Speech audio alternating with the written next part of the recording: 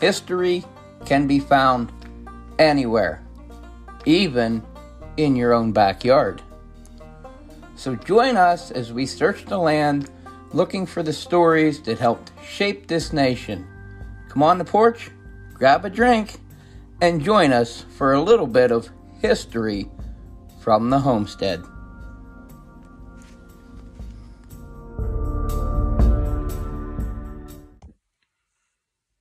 Hey there, history buffs, and welcome to this episode of the History from the Homestead podcast.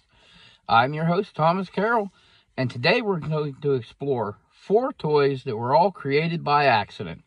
And our first one up is probably my personal favorite. It's the Slinky. The story of the Slinky begins in the early 1940s with Richard James, a naval engineer, while working on a project to develop springs that could stabilize sensitive equipment on warships. Richard stumbled upon a novel idea.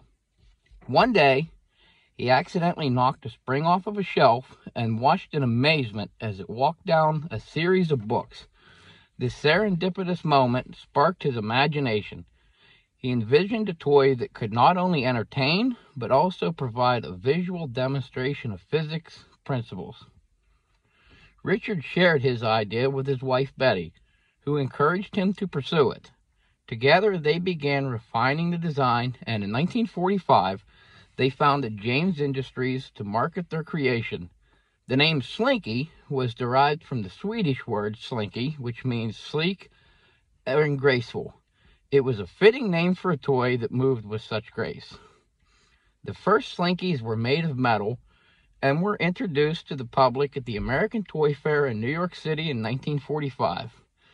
The initial response was lukewarm. The idea of a spring as a toy was novel, and many people were skeptical.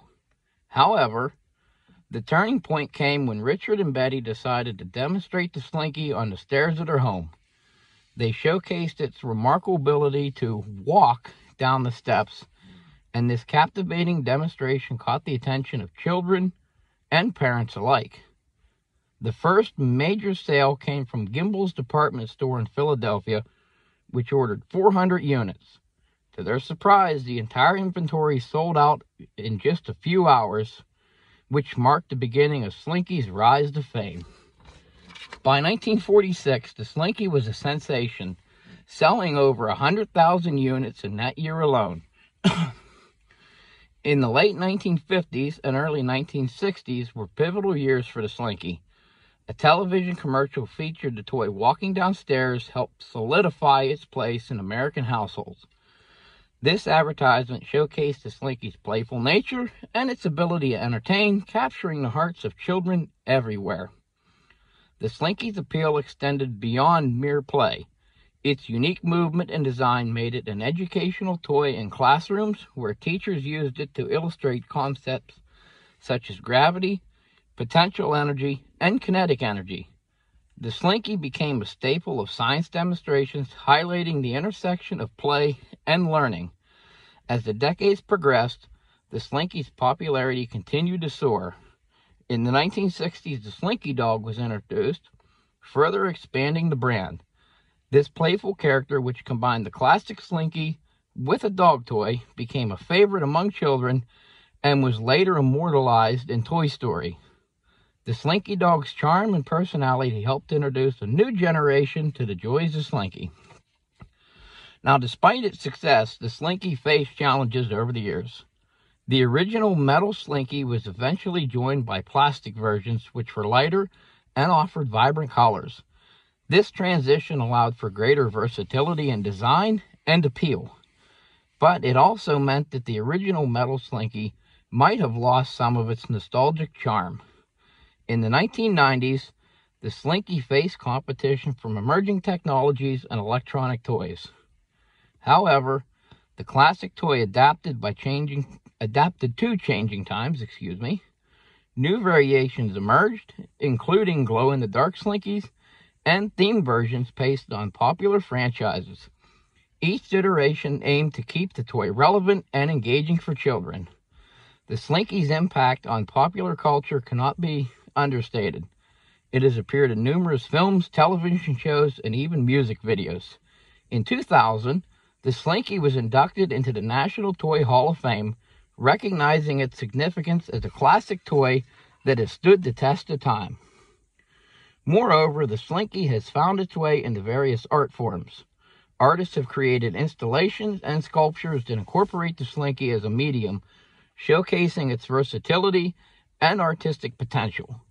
The Slinky has transcended its role as a mere toy to become an object of fascination and creativity. The history of the Slinky is a testament to the power of innovation, creativity, and the joy of play. From its humble beginnings as a naval engineer's experiment to its status as a cultural icon, the Slinky has delighted generations of children and adults alike. Its unique ability to move and entertain has made it more than just a toy. It is a symbol of imagination and exploration. For our second accidental toy, we're going to explore the quirky history of a beloved toy that has entertained and fascinated people of all ages, Silly Putty. Silly Putty's story begins during World War II in the early 1940s. A scientist named James Wright was working for General Electric in New Haven, Connecticut. He was attempting to create a synthetic rubber substitute for the war effort, which at the time faced shortages of natural rubber. Instead of rubber, Wright accidentally created a unique silicone compound that had some unusual properties. This substance was stretchy, bouncy, and could even pick up images from newspapers. Wright initially referred to his invention as Nutty Putty. Although it was not suitable for military use, he recognized its potential as a toy. However, it wasn't until several years later that the putty found its place in the market. In 1949, Wright's creation caught the attention of an entrepreneur named Peter Hodgson, who saw its commercial potential. Hodgson purchased the rights to the product and began marketing it as Silly Putty. He packaged it in little plastic eggs, which not only made it visually appealing, but also added an element of fun.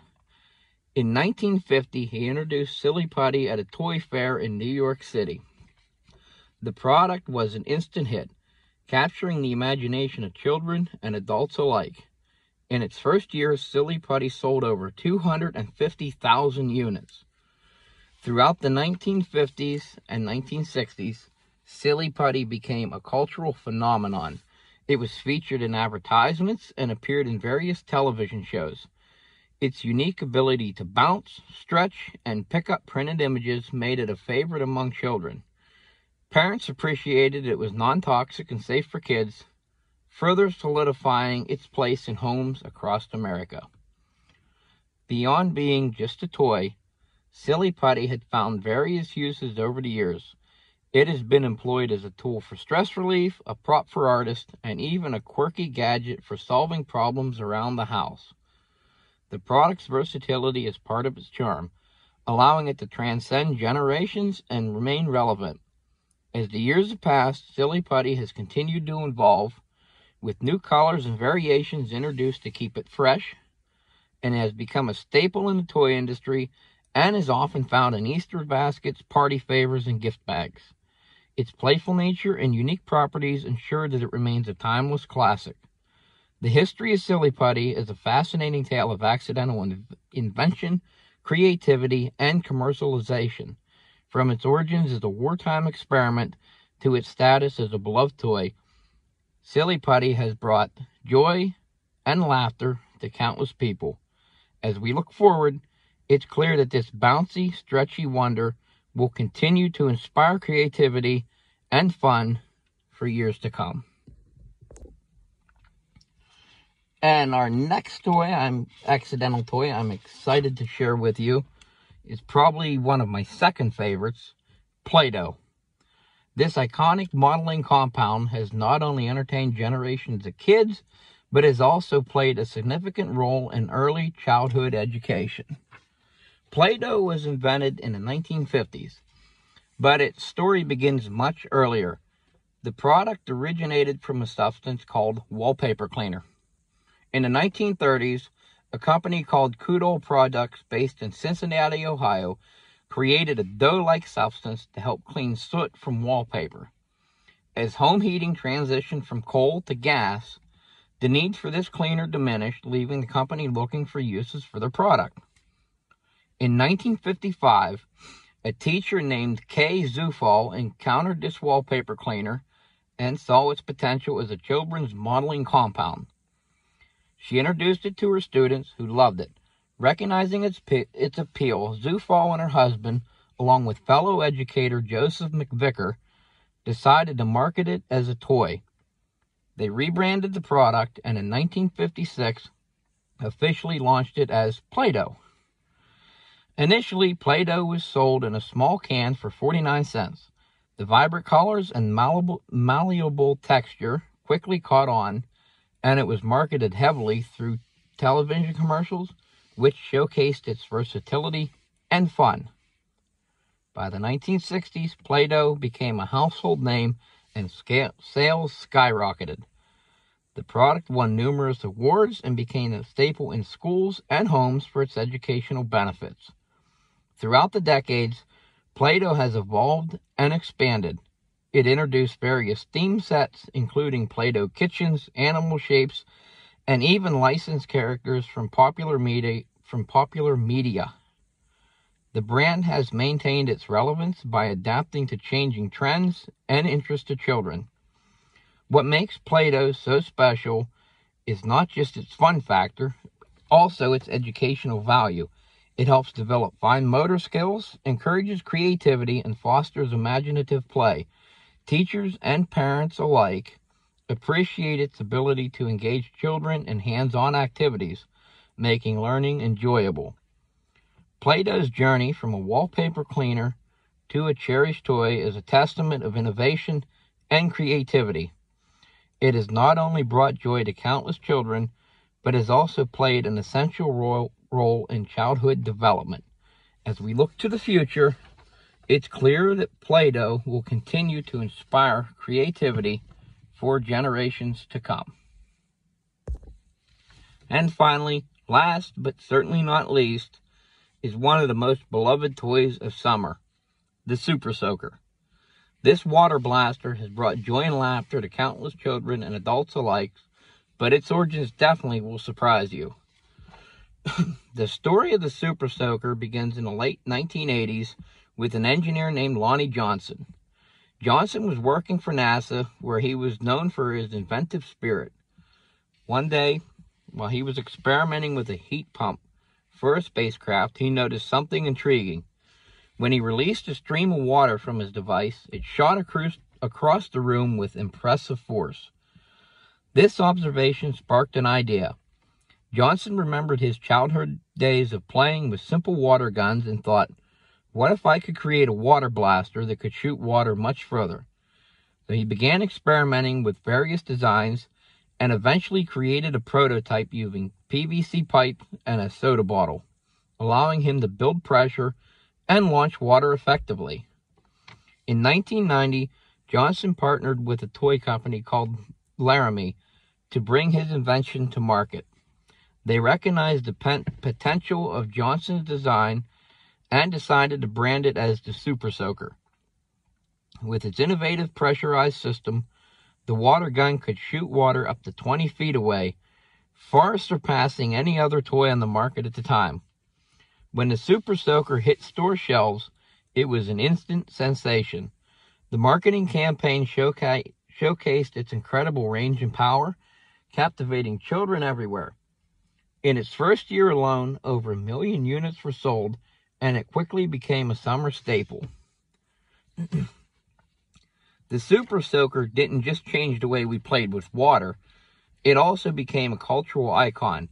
It introduced a new genre of outdoor fun, water battles, and brought families and friends together in laughter and competition. The Super Soaker has made appearances in movies, TV shows, and even video games, solidifying its place in pop culture. As the years went by, the Super Soaker continued to evolve. New models were introduced, each with more powerful sprays, larger capacities, and exciting features. From the Super Soaker 50 to the CPS series, there was something for everyone, keeping kids engaged and entertained during those hot summer days. But Lonnie Johnson's story is not just about the Super Soaker. It's also a testament to creativity and innovation. After the success of his water blaster, he founded Johnson Research and Development, focusing on various products, including energy-efficient technologies. He also established the Lonnie Johnson Institute, aimed at promoting STEM education for underserved youth. Johnson's contributions remind us of the power of imagination and the impact that one innovative idea can have on the world. The Super Soaker is more than just a fun toy. It represents the spirit of creativity, the joy of play, and the impact of innovation. So next time you grab a Super Soaker for an epic water fight, remember the incredible journey it took from a NASA lab to becoming a beloved symbol of summer fun.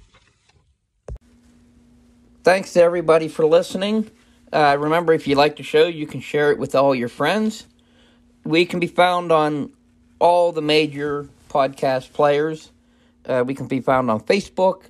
And you can also find us and catch the show notes at historyfromthehomestead.com.